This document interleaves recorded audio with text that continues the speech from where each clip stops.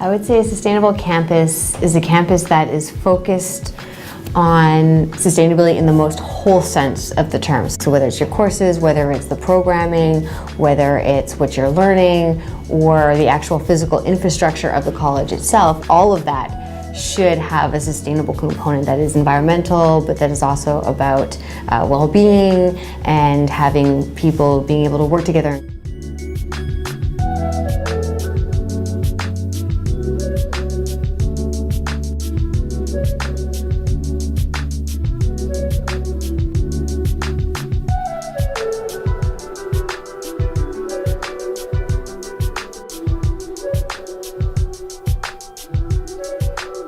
Indigenous cultural knowledge supersedes sometimes so-called Western scientific knowledge. Our ways of viewing the land and treating the land are not necessarily sustainable, and I think you can see that very obviously when you go out into the world, into our own country, and look at pollution, the acidification of the oceans, cities, smog. Something as basic as agriculture. And there's so many examples where Indigenous culture and tradition actually have far more effective and efficient ways of sustainable land cultivation, sustainable land care.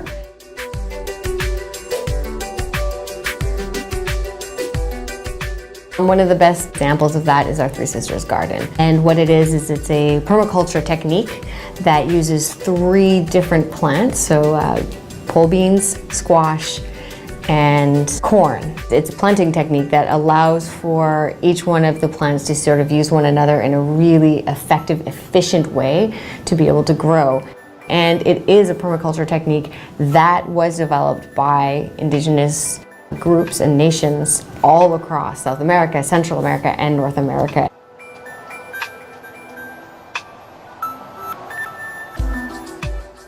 The Preparatoria Comunitaria de Tres Marias, part of the UAEM, has been exploring the application of eco-technologies in its campus. One of its sustainability challenges is the bioconstruction of a sustainable classroom. This project consists of building a classroom that is respectful of the environment with a smaller ecological footprint. It is based on the recovering and valuing of local knowledge and traditions.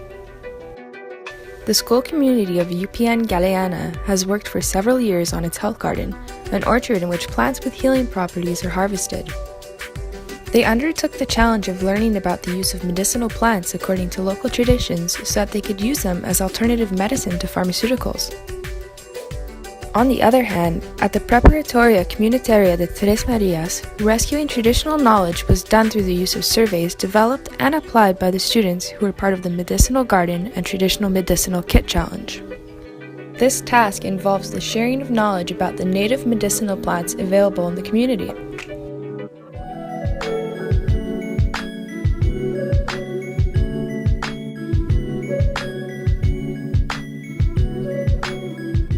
Very much this is about community building, because a garden like this has to be tended, has to be taken care of. We had lots of volunteers, we had student volunteers and faculty volunteers who kept the garden going throughout the course of the summer. Last summer was our 2nd summer of doing it, and we hope to keep going.